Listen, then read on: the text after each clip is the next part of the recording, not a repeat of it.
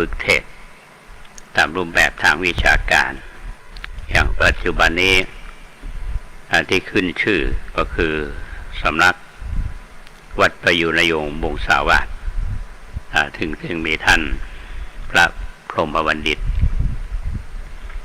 ประยูรธรรมจิตโตปรริญญาเก้าประโยคเป็นอดีตอธิการบดีมหาวิทยาลัยมหาจุฬาเป็นเจ้าวาดสำนักนี้ถือว่าผลิตนักเทศน์ในรูปแบบภาคกลางแต่ที่การนำเสนออย่างท้องถิ่นสมัยก่อนนี้การนำเสนอเทศธรรมเพื่อกับท่านผู้ฟังเพราะโดยพื้นฐานแล้วเป็นชาวบ้านพระสงฆ์เฮาก็มีการฝึกฝนเทศทำเมืองทำเมืองอาจจะทำนองธรรมดาทำนองเทศอย่างเทศมหาจารย์พระสมัยก่อนเนี่ยมีความรู้ความ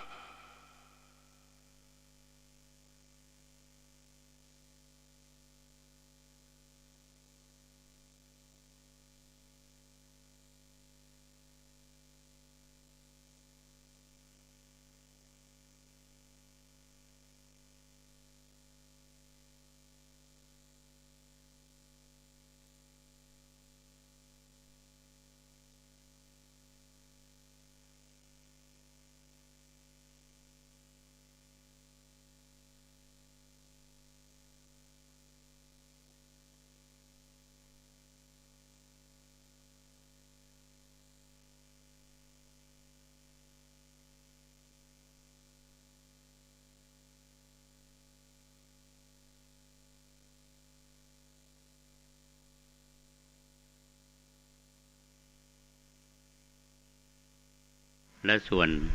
ในพื้นเมืองเฮาสถานีวิทยุของทางราชการเพิ่นก็นิมนต์ทุกเจ้าไปเทศน์ซึ่งเวลาส่วนใหญ่ก็เป็นเวลาที่บ่มีไผฟังเท่าใดก็เป็นเวลาฟรีนะ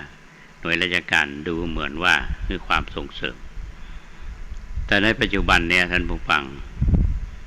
เฮามีโอกาสได้ฟังเทศน์หลายลักษณะหลายรูปแบบอย่างสถานีวิทยุที่ออกอากาศในด้านการเผยแผ่เอาง่ายๆในจังหวัดเชียงใหม่เฮาเนี่ยนะครับเมื่อก่อนแต่ละสถานีเพิ่นก็นิมนต์ทุกเจ้าไปออกรายการอาตมาภาพที่ทำรายการวิทยุอันนี้ก็นึกถึงครูบาอาจารย์ในสมัยที่เรียนหนังสือเป็นนิสิตอยู่ที่มหาวิทยาลัยมหาจุฬาลงกรณราชวิทยาลัยวัดมหาธาตุท่าพระจันทร์อาตมาภาพก็เรื่องเทศน์บรรยายทางสถานีวิทยุนี่เขาบอกมีประสบการณ์นอกจากเขาเรียนในหนังสือเทศน์ธรรมเมืองของและเทศน์ในบางโอกาส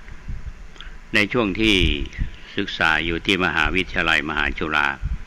ลงกรณราชวิทยาลัยวัดมหาธาตุมีโอกาสคือครูบาอาจารย์เปิ่นคือความเมตตาก็คือวิสุทธิสาโรภิกขุปัจจุบันนี้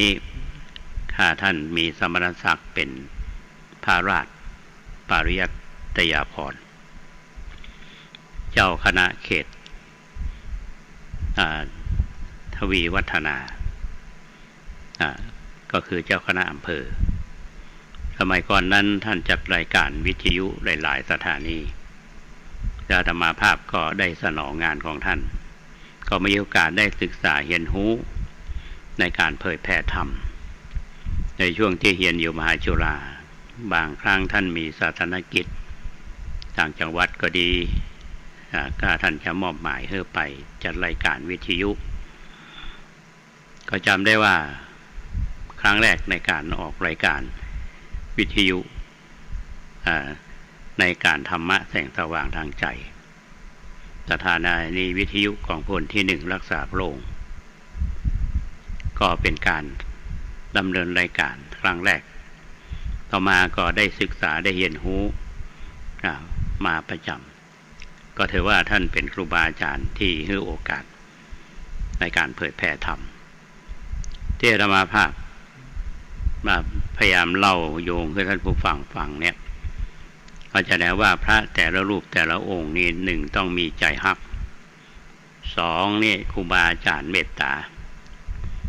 สามก็ศึกษาหาความรู้เพราะโอกาสที่เข้ามาหาเราและยิ่งในปัจจุบันเนี่ยท่านผู้ฟังจะหันได้ว่าสื่อ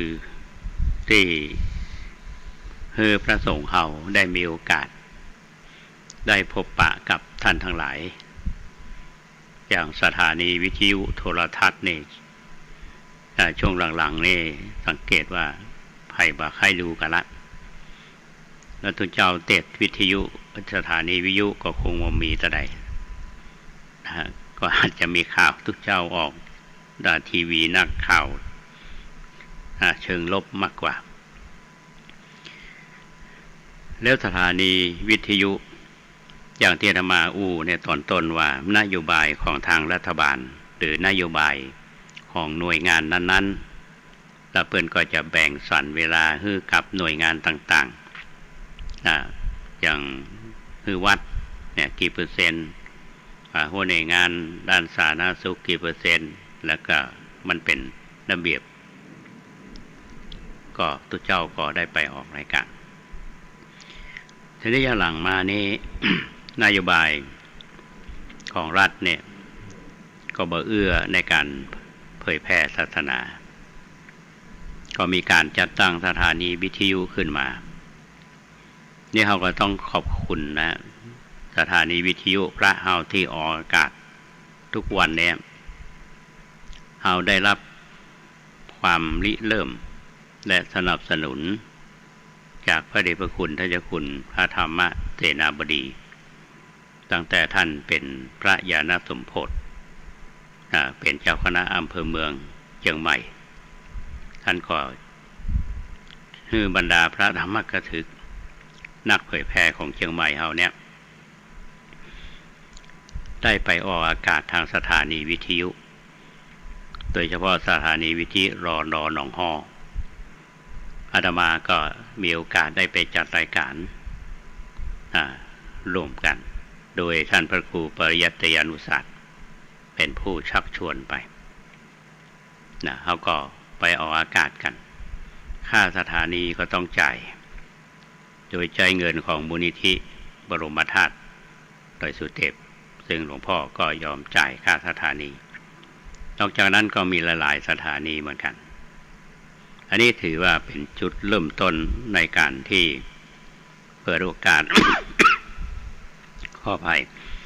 ให้พระเอาไปเผยแผ่พระพุทธศาสนาทางสถานีวิทยุซึ่งก่อนหน้านั้นรุ่นครูบาอาจารย์เฮาออกอากาศทางสถานีวิทยุที่เฮารุ่นเก่าๆนี่จำได้อย่างรายการแก้กลุ่มสถานีวิทยุวบท2เชียงใหม่โดยพระมหากมลโชติมันโตหรือพระครูศรีธรรมคุณหรือพระครูศรีธรรมหรือเจ้าคุณศรีธรรมนิเทศในเวลาต่อมาอันนั้นสถานีวิทยุของท่ารายการเป็นคือทีนี้เราเป็นยุคของการเผยแพร่ธรรมที่อาตมาพยายามจะเล่าให้ท่านผู้ฟังโยงเรื่องการจัดตั้งสถานีวิทยุนะจากสภาพปัญหาที่เกิดขึ้นกับการเผยแพร่ธรรมแล้วก็วิทยุต่างๆหลวงพ่อพระธรรมเสนาบดีท่านก็มีแนวคิดในการจัดตั้งสถานีวิทยุเพื่อเผยแพร่ธรรมตรงนั้นก็มีธรรมาภาพแล้วก็ที่เป็นหลักนั้นก็คือท่านพระครูปริยัติยานุศาสตร์จัดรายการกันตลอดซึ่งตั้งสถานีก็ตั้งแต่วิทยุคลื่นเข้า16เขาที่ตั้งสถานีวิทยุที่วัดสวนดอก ไปอยู่วัดอินทขินก็ย้ายไปทีนี้วิทยุต่างๆที่เกิดขึ้นบอกว่าจะเป็นสถานีวิทยุ 104.50 เมกะเฮิรตซ์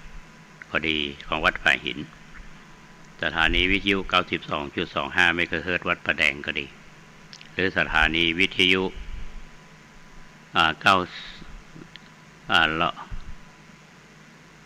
สถานีวิทยุอันมานึกขึ้นมาได้นึกมาออกตอนนี้สถานีวิทยุมหาจุฬา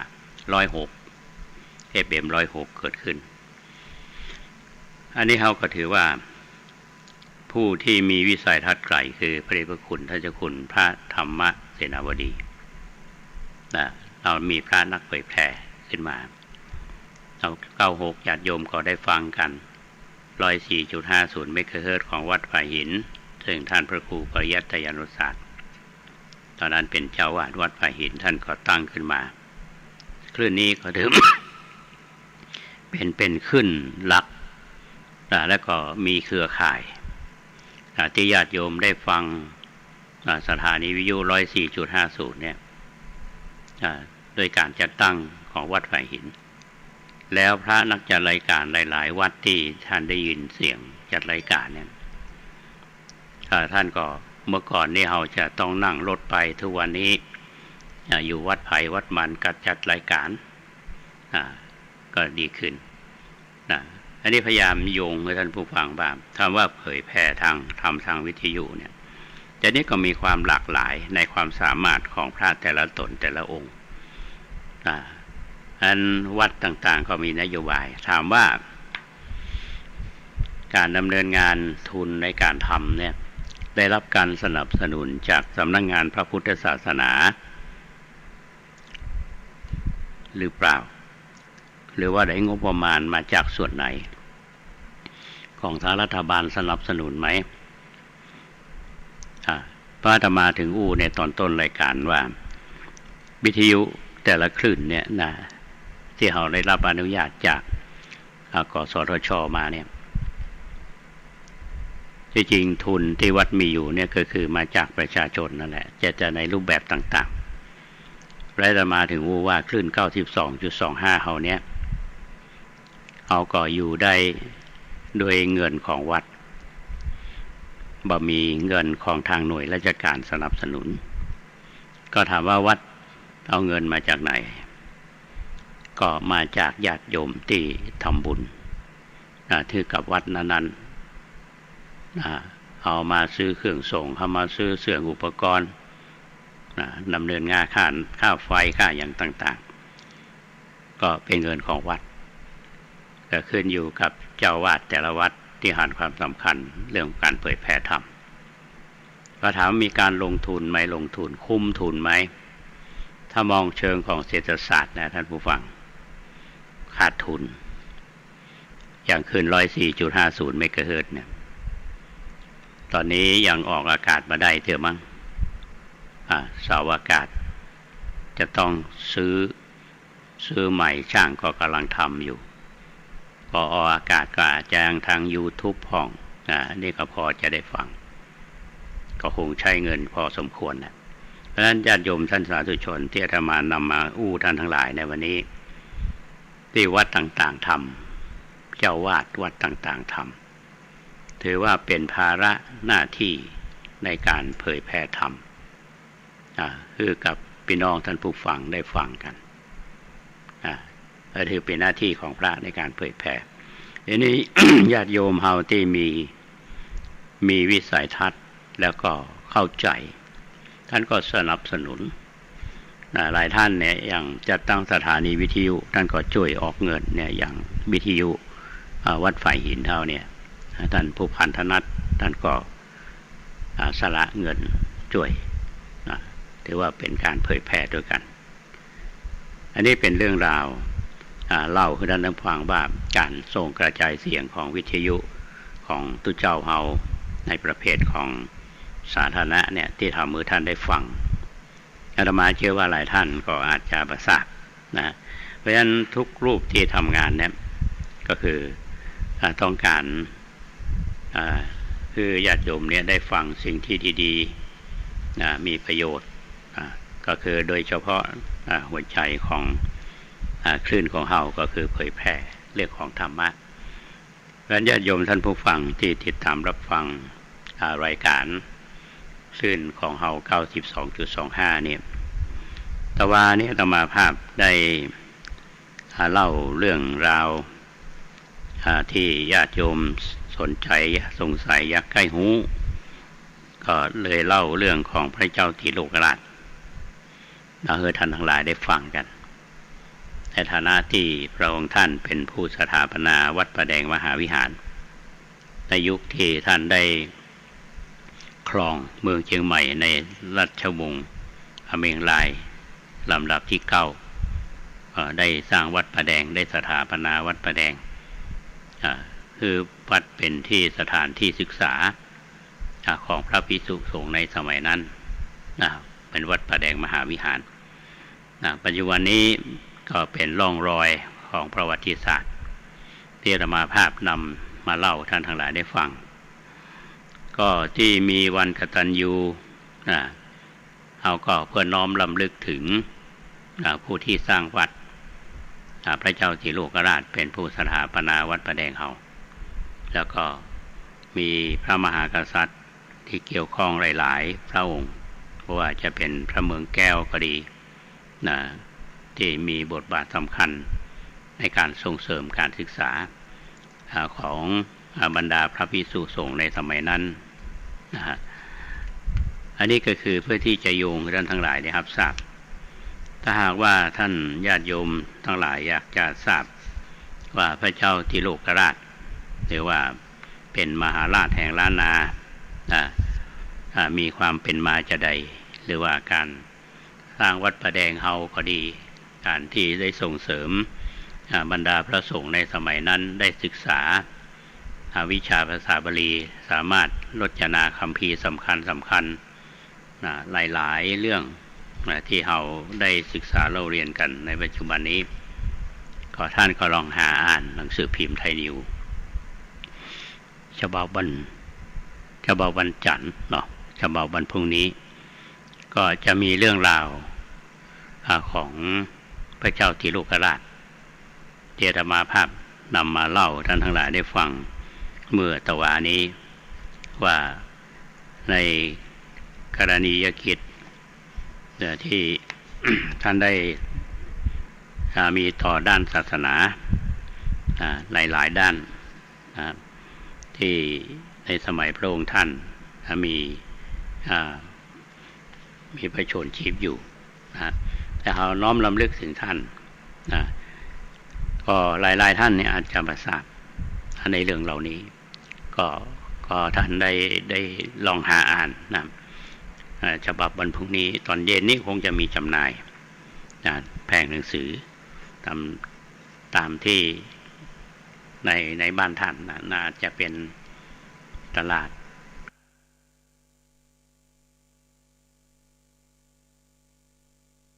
ก็หาได้ก็คงจะมีโอกาสเล่าท่านฟังในโอกาสต่อไปว่าในเรื่องราวของประวัติศาสตร์เป็นเรื่องราวของพระมหากษัตริย์โดยเฉพาะพระเจ้าติโลกราชเท่านี้ว่าควรจะน้อมระลึกถึงท่านหรือหลายท่านอย่างนักวิชาการที่อาตมาอุปถวาเนี่ยเพิ่นก็เสนอในแนวคิดเนี่ยว่าควรจะมีวันพระเจ้าติโลกราชไหมเปิ้นมีวันครูบาศรีวิชัยเปิ้นมีวันของพระเจ้าเมงลายอันนี้ก็ฝากญาติโยมไปคิดเนาะหรือถ้าหากเราต้องการให้คนรุ่นหลังโดยเฉพาะเยาวชนเนี่ยที่เราบอกเขาว่าใครฮู้เรื่องราวประวัติศาสตร์มันก็เป็นความผิดพลาดของผู้ใหญ่แต่มาว่าเมื่อก่อนนี้วิชาประวัติศาสตร์เนี่ยอยู่ในหลักสูตรของกระทรวงศึกษาปัจจุบันนี้เปิ้นตัดออกแล้วมั้งหน้าที่พลเมืองก็ตัดออกวิชาศีลธรรมก็ตัดออกแต่มีวิชาของศาสนาอื่นเข้ามาแทนเพ เพราะฉะนั้นถ้าจะปลูกฝังให้เยาวชนได้รู้เรื่องราวของอดีตบุคคลสำคัญต้องมีวิชาประวัติศาสตร์โดยเฉพาะในท้องถิ่นเนี่ยอาตมาว่าควรมีหลักสูตรเกี่ยวกับเรื่องของท้องถิ่นเรื่องบุคคลสำคัญในระดับของประถมศึกษาก็ดีระดับของมัธยมศึกษาก็ดีส่วนนักวิชาการท่านที่ได้เสนอแนวคิดนี้บางท่านก็ได้ล่วงลับไปละก็หายไปความคิดเหล่านั้นก็หายไปกับตัวเปิ่นถ้าคนรุ่นใหม่นักวิชาการยุคหลังๆนี่เฮาบาความสำคัญหรือว่าวัดต่างๆที่เกี่ยวข้องกับพระมหากษัตริย์อย่างธรรมภาพนี้ก็พยายามที่จะนำเรื่องของพระเจ้าติโลกราชเนี่ยมาทุกสถานการณ์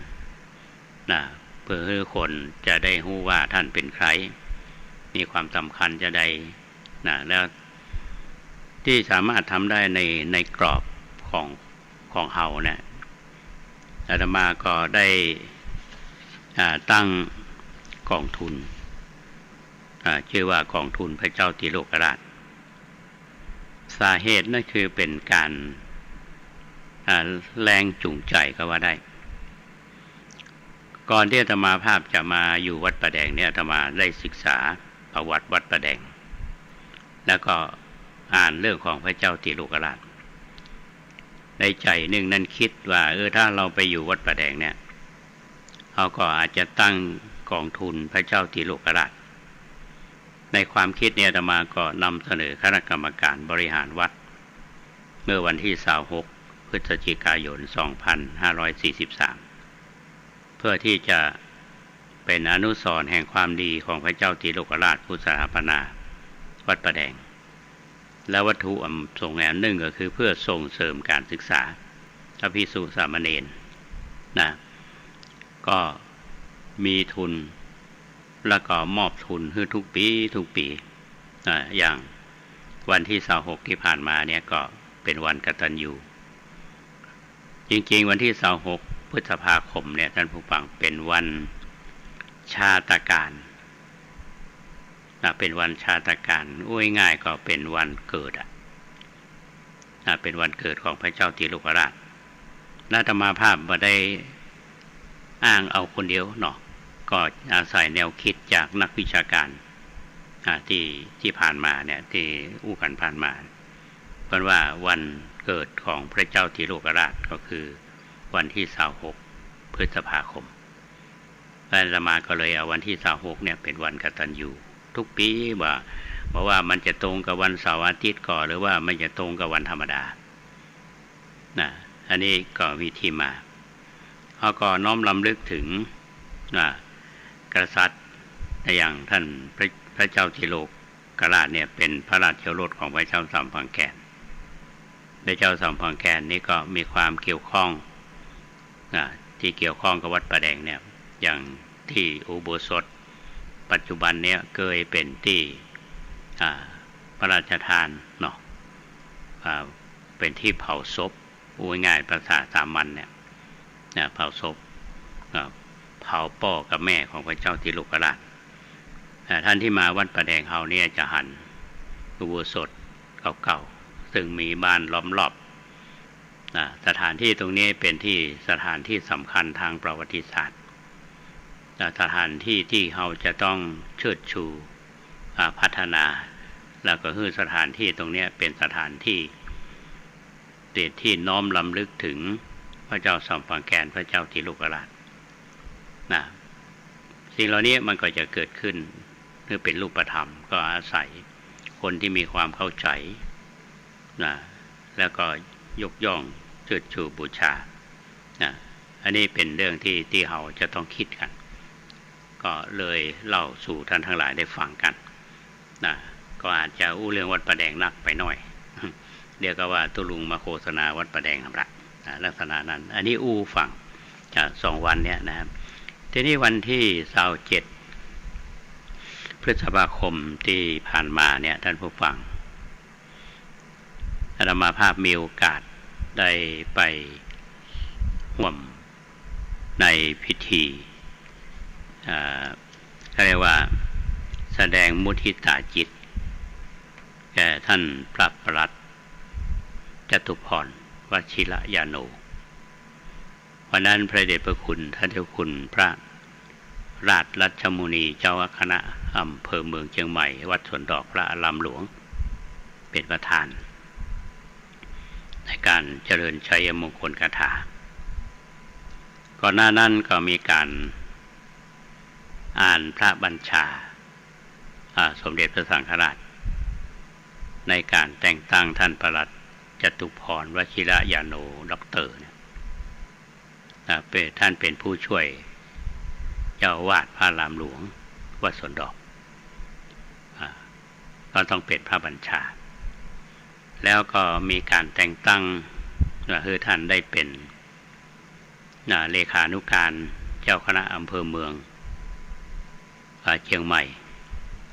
พระเดชพระคุณท่านเจ้าคุณพระราชรัชมุนีเนี่ยตั้งเมื่อปี 2562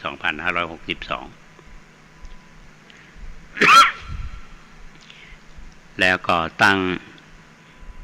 เป็นรักษาการ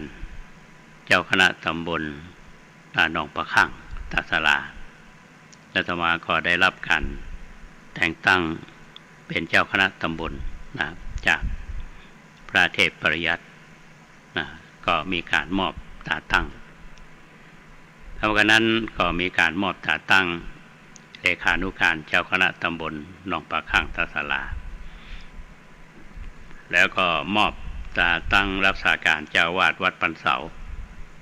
ก็คือท่านพระมหาสัตวัตรคัมภีระธรรมโม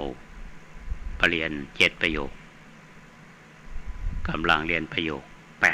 8อายุ 57ทีนี้ถ้ามาฟังพระเดชพระคุณท่านเจ้าคุณพระราชรัชมุนีเพิ่นได้กล่าวสัมโมทนียกถาก่อนที่จะได้รับพรท่านบอกว่าคนที่มีความรู้ความสามารถบางทีคนนี้มีความรู้เหมือนท่านสำเร็จด็อกเตอร์ท่านพระประหลัดจตุพรเป็นเลขานุการเจ้าคณะตำบลหนองหอยท่านว่าควรจะมาเป็นเจ้าคณะอำเภอเลขานุการเจ้าคณะอำเภอเมืองด้วยเหตุผลว่างานคนมีความรู้เนี่ยต้องมาทำระดับนี้คืองานมันกว้างขึ้นและท่านมีความรับผิดชอบงานก็แต่งตั้ง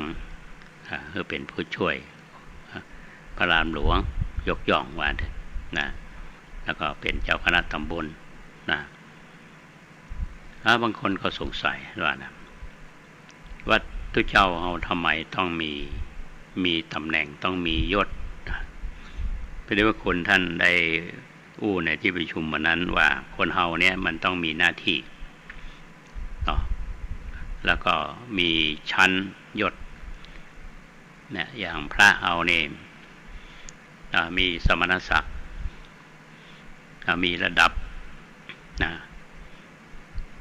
ก็เหมือนกับทางฝ่ายบ้านเมือง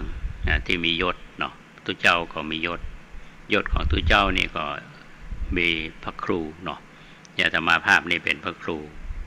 โคสิทธิ์ปริยัตยาภรณ์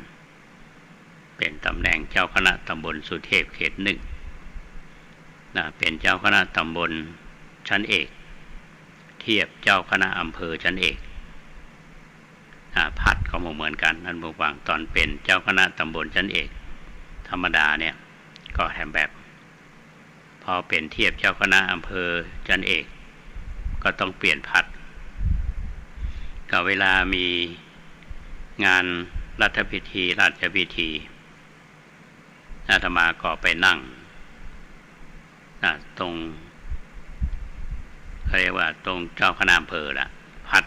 กระเทียบเจ้าคณะอำเภอเพราะฉะนั้นรองเจ้าคณะอำเภอเนี่ยก็ต้องนั่งถัดอาตมาไปเมื่อก่อนนี้อาตมาเป็นเจ้าคณะตำบลชั้นเอกถ้าว่าลูกศิษย์เขาเป็นพระครู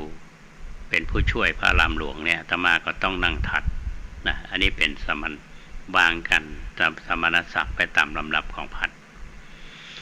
พระเดชพระคุณบอกว่าขึ้นอยู่กับ ต้องอยู่ที่หน้าที่ที่จะทำงานที่จะรับผิดชอบบางคนเข้าใจบางคนบ่เข้าใจเนาะท่านก็เลยยกเรื่องของท่านบอกว่าเป็นโลกธรรมนะท่านบอกว่าบางทีคนนะมียศเนาะมียศ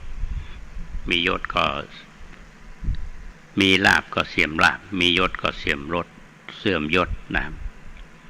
แล้วก็มีนินทามีสรรเสริญมีทุกข์มีสุข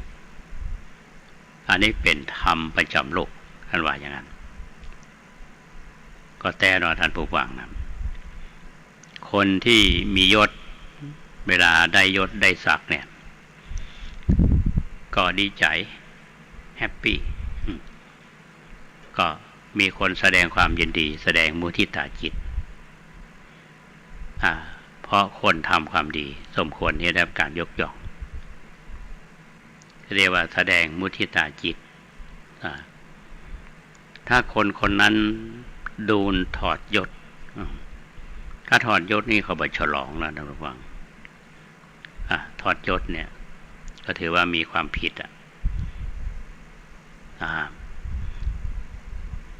มีลาภได้ของสิ่งที่เราถูกใจเนี่ยถือว่ามันเป็นบวกเนาะเสื่อมลาภก็บ่สบายใจอันนี้ถ้าหากคนถูกนินทาคนก็บ่สบายใจถ้าสรรเสริญยกย่องเฮาก็ฟูใจเนาะแล้วสุขทุกข์ก็ละคนกันไปท่านบอกว่าเนี้ยเป็นธรรมประจำโลกอาตมาว่ามันก็แต่นะแม้แต่พระเจ้าในวิหารท่านพวกเราสังเกตเนาะเพราะว่าดีไปหมดบางคนจะนินทาเนี่ยนะพระเจ้าในวิหารเนี่ยงามหมดทุกอย่างเสียอย่างเดียวว่าอู้บ่ได้เขาว่าแล้วทีนี้จะเป็นจะได้นะแล้วก็จะอยู่จะได้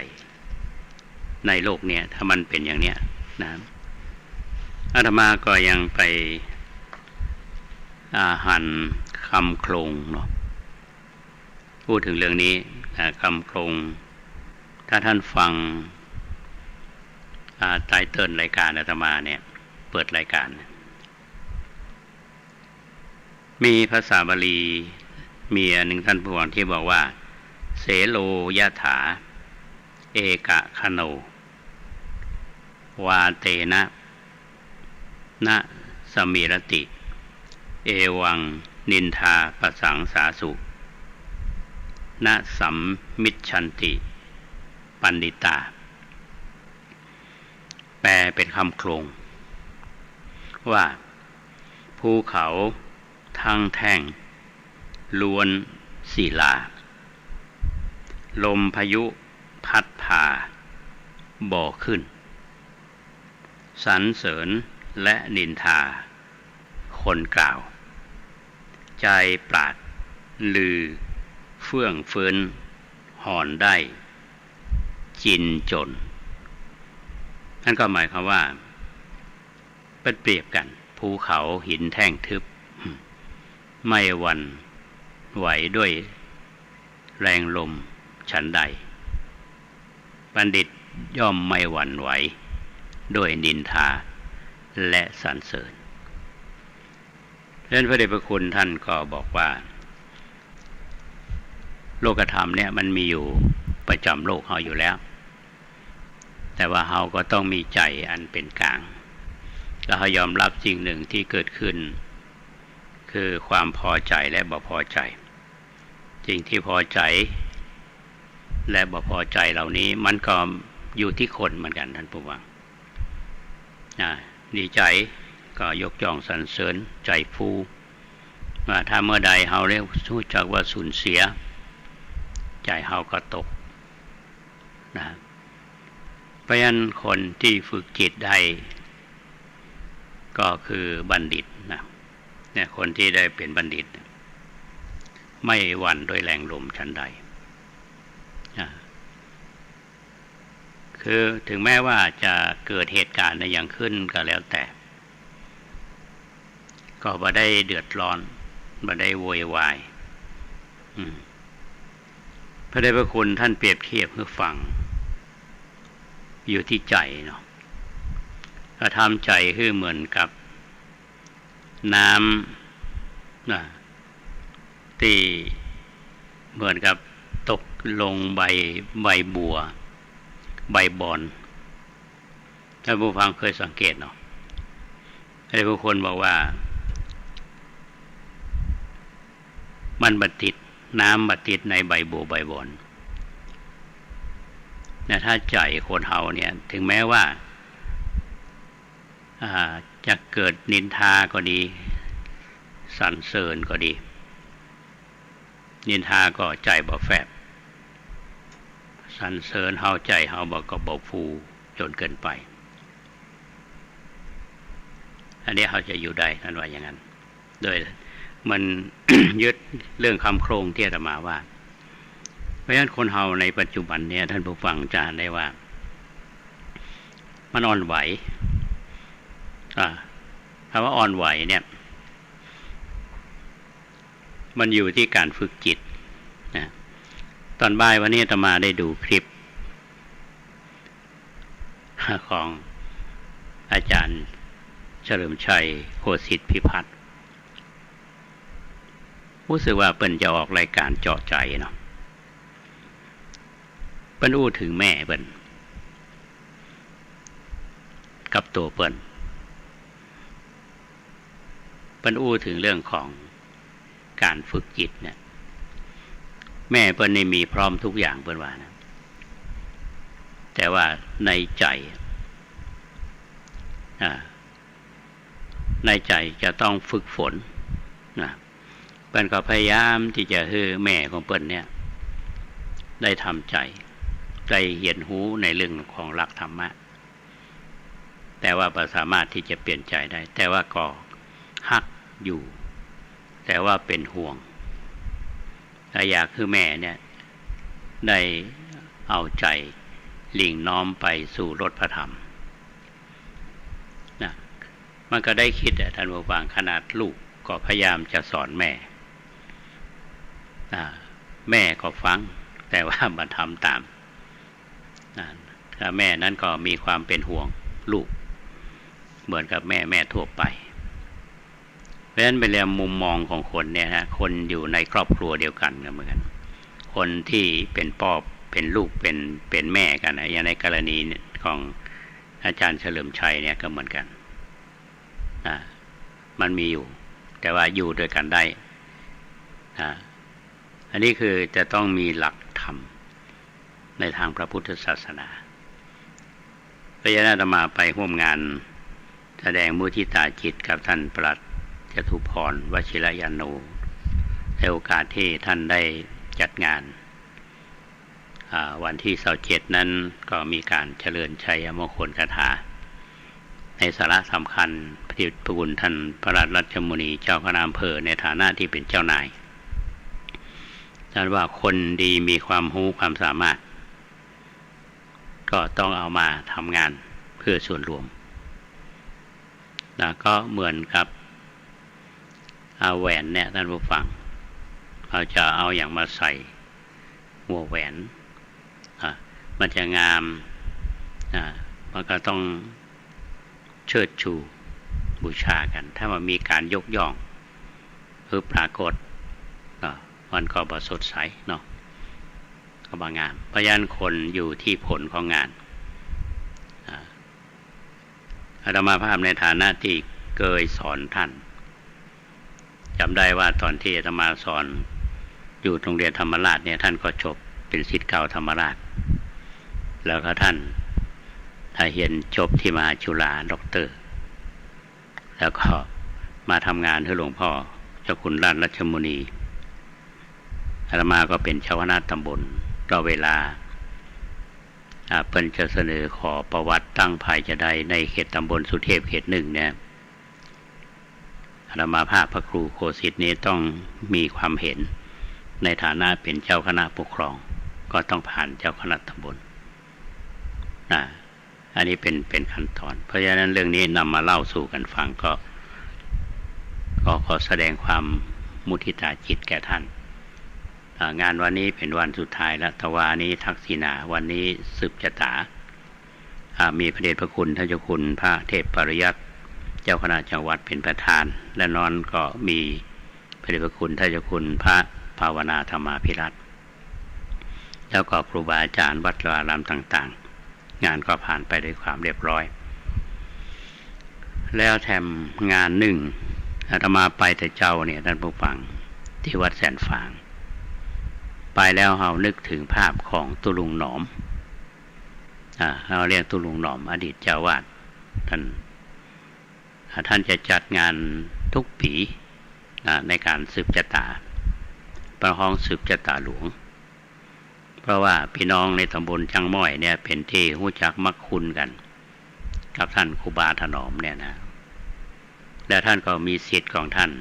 ศิษย์เอกคือท่านมหาจรุนหรือว่าท่านพระมหาดุลภานญาณสัมปันโนเจ้าวาดปัจจุบันเนี่ยท่านก็เป็นเลขาเจ้าคณะตำบลจังม้อยเป็นเลขาของท่านพระครูวัดอู่สายคำนะและท่านจัดงานสืบทอดเจตนารมณ์ของครูบาถนอมหรือตุลุงหนอมเขาเนี่ยมาแล้วญาติโยมมานักพี่น้องจังม้อยทุกปีอาตมาภาพก็ได้รับนิมนต์ทุกปีอันนี้ก็ต้องขอบคุณในการณจิตของท่านพระมหาดุลภานศิษย์เอกของตุลุงหนอมบนก็งานเป็นที่ชื่นอกชื่นใจญาติโยมเรามีพระเถระครูบาอาจารย์ที่เมตตาไปเจริญพุทธมนต์สืบชะตามีพระเดชพระคุณท่านเจ้าคุณพระเทพสิงหาวราจารย์รองเจ้าคณะจังหวัดเชียงใหม่พระเดชพระคุณท่านเจ้าคุณพระราชรัชมนีเจ้าคณะอำเภอเมืองเชียงใหม่ท่านพระครูพิพิธสมาจารย์หรือว่าตุลุงวัดจมปูของเราเนี่ยมันก็ไปกันทุกปีแล้วท่านอื่นๆแถมก็เป็นไปด้วยความเรียบร้อยตามมาตรการของกระทรวงสาธารณสุขก็เป็นที่สุขอกสุขใจม่วนอกม่วนใจเพราะวัดแสนฝางนี่เป็นวัดเก่าวัดแก่วัดปัจจุบันนี้วัดได้รับการพัฒนาดีมากสะอาดสะอ้านเป็นระเบียบเรียบร้อยเข้าไปแล้วม่วนอกม่วนใจสุขอกสุขใจวิหารหลังนี้ที่เป็นปัจจุบันเนี่ยก็สร้างมาตั้งแต่สมัยเจ้าผู้ครองนครอุโบสถก็คือผู้ที่เป็นเจ้าภาพคือเจ้าดารารัศมีและที่สำคัญนั้นวัดแสนฝางเนี่ยเป็นที่อยู่ของท่านครูบาเทิมครูบาเทิมนี่ที่ไปเป็นผู้บุคคลสำคัญคนหนึ่งในการสร้างต่างขึ้นโดยสุเทพช่วยกับมาครูบาศรีวิจัยในนามของคณะสงฆ์จังหวัดเชียงใหม่ท่านที่เคยไปวัดแสนฝางก็จะมองภาพออกถ้าท่านที่ยังไม่เคยไปก็ไปไหว้ไปสาไปได้เนาะอันนี้ธรรมาภาพก็ไปร่วมงานมาก็ขออนุโมทนากับทางวัดคือท่านพระมหาดุลภานสัมญาณสัมปันโนพร้อมด้วยบรรดาพระภิกษุสงฆ์คณะศรัทธาญาติโยมที่มาร่วมกิจกรรมและถวายการต้อนรับพระสงฆ์องค์เจ้าด้วยความเรียบร้อยน่าอนุโมทนายิ่งอันนี้เป็นงานที่ไปร่วมมาก็แสดงความขอบคุณกับทุกท่านมาในโอกาสนี้ในช่วงหลังของรายการวันนี้ท่านผู้ฟัง ก็จะเล่าความเรื่องราวของวัดประแดงเฮาเนาะคือท่านทั้งหลายได้ฟังวันก่อนเนี่ยที่โยมมาทำบุญเพิ่นก็ถามเรื่องที่เฮาพัฒนาวัดเนี่ยอาตมาก็เลยเล่า ก็ให้เปิดฟังว่าที่เราพัฒนาวัดมาก็ได้บารมีของครูบาอาจารย์พระสังฆเจ้าได้คือคำแนะนำได้คือกำลังใจแล้วก็ญาติโยมทั้งหลายที่ก็มีเจตนาศรัทธาคือการสนับสนุนทั้งในส่วนของบุคคลทั้งที่ส่วนเป็นคณะที่ขอบคุณมากที่สุดก็คือคณะวิศวกรรมศาสตร์มหาวิทยาลัยเชียงใหม่ที่ได้คือความอุปถัมภ์วัดประแดงหาตั้งแต่ปี 2551-52 ในสมัยท่านสมเกียรติจอมจันยองเขาได้ทำงานวิจัยอยู่ชิ้นหนึ่งก็คือโครงการศึกษาประวัติศาสตร์พระพุทธศาสนาพัฒนาและอนุรักษ์วัดประแดงมหาวิหารอย่างยั่งยืนออกมาเป็นงานวิจัยและออกมาเป็นแผนพัฒนาแผนแม่บทในการพัฒนาวัดแล้วเขาก็พัฒนาวัดพัฒนาพื้นที่ของวัดเพราะฉะนั้นวัดที่เขาพัฒนามาได้นี่ที่สำคัญมันมีงานวิจัยเป็นขั้นพื้นฐานอยู่ละเป็นแนวในการปฏิบัติในเชิงของวิชาการคณะวิศวกรรมศาสตร์ผู้บริหารทุกชุดเนี่ยแล้วถัดมาคือท่านผู้ช่วยศาสตราจารย์ดร.นัทวรยศอดีตคณบดีคณะวิศวกรรมศาสตร์แต่ท่านปัจจุบันนี้ก็คือท่านผู้ช่วยศาสตราจารย์ดร.ธงชัยพองสมุทรท่านก็ให้ความสำคัญและคือการสนับสนุนเพราะว่าจะเป็นครูบาอาจารย์เพราะว่าจะเป็นคณะวิศวกรก็คือความสำคัญท่านได้ญาติโยมได้มาร่วมทำบุญได้หันความสำเร็จในการแปลงกำแพงทั้งหลุมทั้งบนแล้วก็รอบวิหารก็มีความเป็นระเบียบเรียบร้อยมากยิ่งขึ้นทั้งหมดทั้งมวลเนี่ยญาติโยมก็เป็นการสร้างวัตถุภายนอกที่เราสามารถที่จะทำได้โดยทรัพย์ภายนอกแต่ว่าญาติโยมที่มีเจตนาศรัทธามีเจตเป็นกุศลเนี่ยท่านมีทรัพย์ภายในอยู่เป็นเดิมอยู่แล้วเป็นทุนท่านสละทรัพย์ภายนอกเพื่อบำรุงพระพุทธศาสนาอันนี้เป็นสิ่งที่อาตมาภาพมีความประทับใจก็จึงได้พัฒนาวัดก็วัดเฮาก็มีความร่มรื่นมีความสงบมีความสะอาดญาติโยมหลายท่านมานี่ท่านตั้งข้อสังเกตอันนี้ก็ต้องแสดงความชื่นชมกับการดูแลวัดพระสงฆ์องค์สามเณรเฮาช่วยกันดูแลและอาตมาภาพก็ในฐานะที่เป็นเจ้าวาดก็ได้ทำหน้าที่ก็บัจจัยด้วยความสามารถของตัวเองทั้งหมดเป็นสิ่งที่ญาติโยมเนี่ยด้วยการสนับสนุนทุกอย่างมาจากญาติโยมอาตมาจะอู้กับบรรดาพระสงฆ์องค์เณรเฮาตลอดเวลาว่าที่เฮาอยู่กันทุกวันนี้วัดวารามเฮาอยู่ได้ก็ด้วยการอุปถัมภ์ของญาติโยมที่มีจิตศรัทธาอันบริสุทธิ์ที่สำคัญนั่นก็คือจะบอกเขาเสมอว่าข้าวทุกเม็ดน้ำทุกหยดเนี่ยมาจากประชาชนอาตมาก็ ตระหนักอยู่เสมอในตรงเนี้ยนะเราทำมาอย่างนี้เราต้องคำนึงถึงเรื่องของส่วนรวมคำนึงถึงประชาชนอย่างญาติโยมมาวัดญาติโยมสบายใจ